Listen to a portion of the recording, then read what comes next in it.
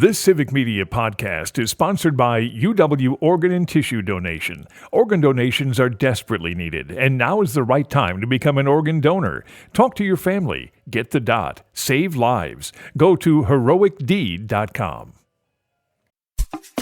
This is your WXCO Daily News Roundup for Bull Falls Radio, 98.9 FM and 1230 AM in Wausau. For WXCO News, I'm Brittany Merlot. With the Defense Secretary nomination still in the balance, a senator is raising concerns. Stuart J. Waddles has more. Very troubling. That's what Senator Tammy Baldwin called some of President-elect Donald Trump's cabinet selections. She made the comments at a WisPolitics D.C. event this week. The newly re-elected Baldwin seemed happy about the possibility of Sean Duffy, a former Wisconsin congressman, leading the Department of Transportation. Baldwin noted that some of Trump's nominees, including former Representative Matt Gaetz, have already been replaced due to controversies. And the case, documented in the Netflix series Making a Murderer, returns to a courthouse today. Stephen Avery, along with his nephew Brendan Dassey, are serving life sentences for the 2005 murder of Teresa Halbach. Avery filed an appeal to reverse his conviction, and a status conference is scheduled for this morning at the Waushara County Courthouse. A new judge was recently assigned to his case after the previous judge recused himself. An order assigned Waushara County Judge Guy Dutcher to the case last month. And today, the Elementary Facility Plan Citizen Task Force will present its findings to the Wausau School Board. A district spokeswoman explained that the task force is advisory only. No action will be taken today. She explained it's possible the board could take action during a special meeting, though, on December 18th. At a meeting last week, they recommended Hewitt, Texas Elementary closes and shifts to Riverview Elementary, and Hawthorne Hills Elementary closes and shifts to John Marshall and Franklin Elementaries. Also, Grant Elementary closes and shifts to Thomas Jefferson Elementary, and Lincoln Elementary closes and is repurposed into a 4K academy, while Lincoln's K through 5 grades shift to G.D. Jones Elementary. The Trump White House isn't getting help from the Badger State when it comes to one big issue. Stuart Waddles has more. Governor Evers says he will not send National Guard troops to help with the deportations. During a press conference in Madison, Evers expressed his opposition to President-elect Trump's immigration plans. He assured reporters that the Wisconsin National Guard would not be involved in any deportation efforts. Instead, Evers emphasized the need for Congress to address immigration reform. And a recent Broadband Now report found that Wisconsin is one of the worst states in the country when it comes to broadband internet access. The findings found that less than 80% of residents had access to broadband or high-speed internet, ranking the state at the bottom at 45th. State officials have been undertaking efforts to increase access, including hundreds of millions of dollars in funding for broadband infrastructure projects. But many of those projects are still in the construction phase and may not be completed for a couple of years yet. And don't be a victim of a holiday scam this season. Lisa Hale has more. The most common scams people become victims of during the holidays are fake charities, gift card scams, holiday vacation scams, and look-alike online stores. Grant Wheat, the Vice President of Risk Management at Verva Credit Union, said holidays are a risky time. The reason this is so big during the holidays is that people are just happy to give, right? This is a great time. Everybody feels rejuvenated when it's in the holidays. Everybody seems upbeat and you just want to give, right? You want to help out. That's all in the holiday spirit. So scammers take advantage of that. Wheat encourages consumers to slow down, talk to someone they trust, and look for red flags such as spelling, grammar, and odd email addresses or contact methods before acting on anything.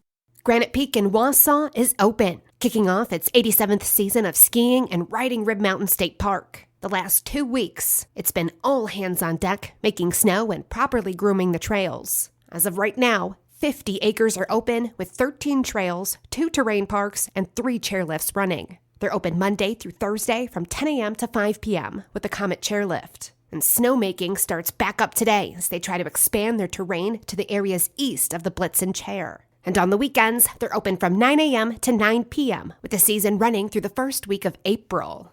And gas prices fell again last week, dropping over 5 cents per gallon to an average of $2.71. Here's Melissa Kay with more. This is over 10 cents lower than a month ago. You can find gas as cheap as $2.47 in Wisconsin, though the most expensive is $3.38. The average in the nation has fallen below $3 per gallon for the first time in well over 3 years. Officials at Gas Buddy say the national average could potentially fall another 10 to 15 cents by Christmas.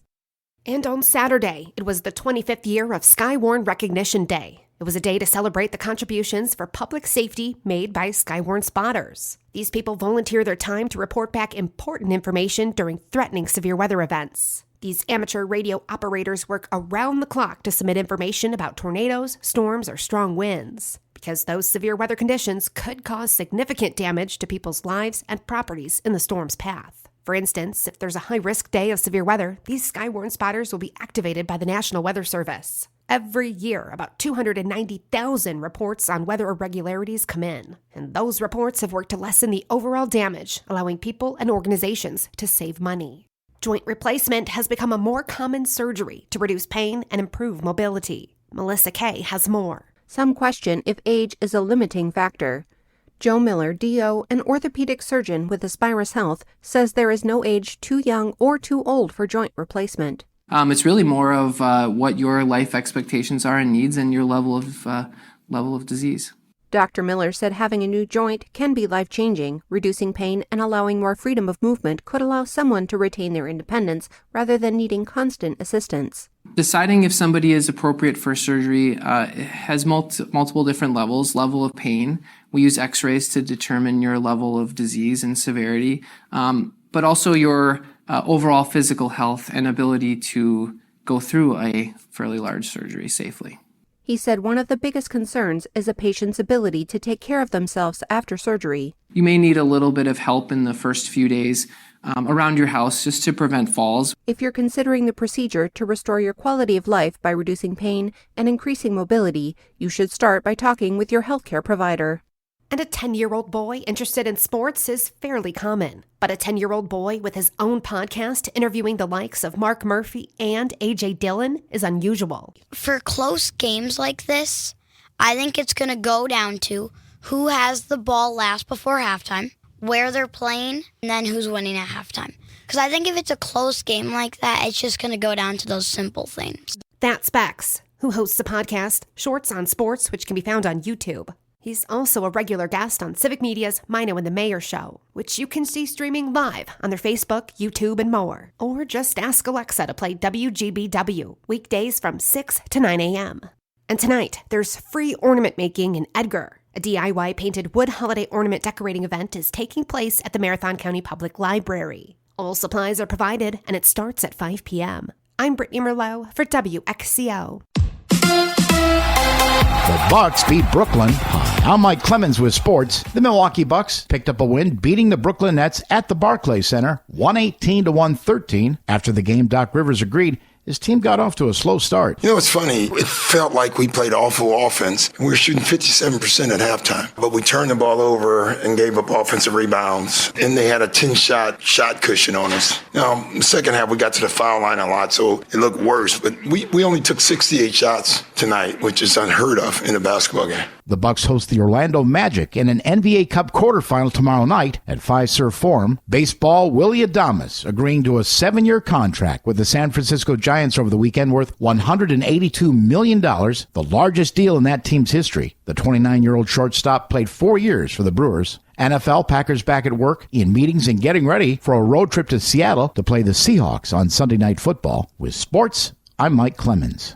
On your entertainment beat, I'm Pete Schwaba. Joker 2 was universally panned as a terrible movie by critics and audiences alike, who in some cases walked out during screenings. There is at least one dissenting voice, though, in director John Waters, who says Joker Folie à Deux is one of the best films of 2024. According to Variety, the director of Hairspray was quoted as saying, "Finally, a love story I can relate to," and added, "Stupid critics, Gaga so good, Joker so right, die, dumbbells die." That's John Waters. If you're curious to see if you agree agree with Waters or the rest of the world, Folie à Deux drops on HBO Max Friday, December 13th. The film stars Joaquin Phoenix and Lady Gaga and is directed by Todd Phillips, who decided to make the sequel a musical. Critics and audiences seem to agree to a letter, or number, how good or bad the film was, as Rotten Tomatoes posted a 32% from each group. It might be worth a watch, though, and a little less painful if you decide to watch it in the comfort of your own home. Brace yourself for a new Hollywood reboot, folks. Scrubs ran for 7 seasons from 2001 to 2008 on NBC and then 2 seasons on ABC. The original executive producer and showrunner Bill Lawrence will also commandeer the reboot, but as of right now, there is no cast yet attached. Maybe they should cast those 2 guys from the T-Mobile commercials. Looking for a good murder mystery? You might want to check out the show Cross. Cross is based on the best-selling Alex Cross novels by James Patterson and is quickly gaining viewers. The show logged 40 million views in its first 20 days of release, making it the 6th most viewed show ever on Amazon Prime. Aldous Hodge plays the brilliant Alex Cross, a detective and forensic psychologist who pursues serial killers. Season 1 is currently available to stream.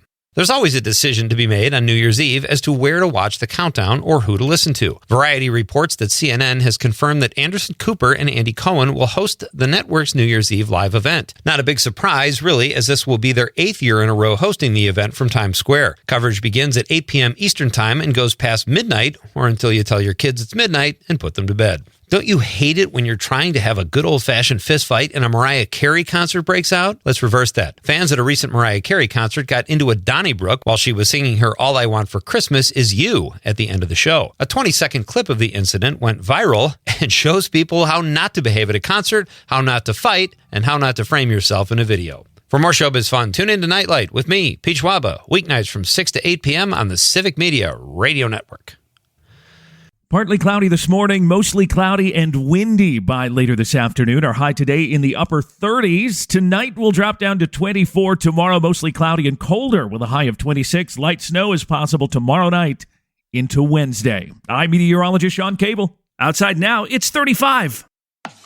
That's your WXCO Daily News Roundup from Civic Media. Subscribe to this podcast on Spotify, Apple, or wherever you find your podcasts. Find more news at bullfallsradio.com.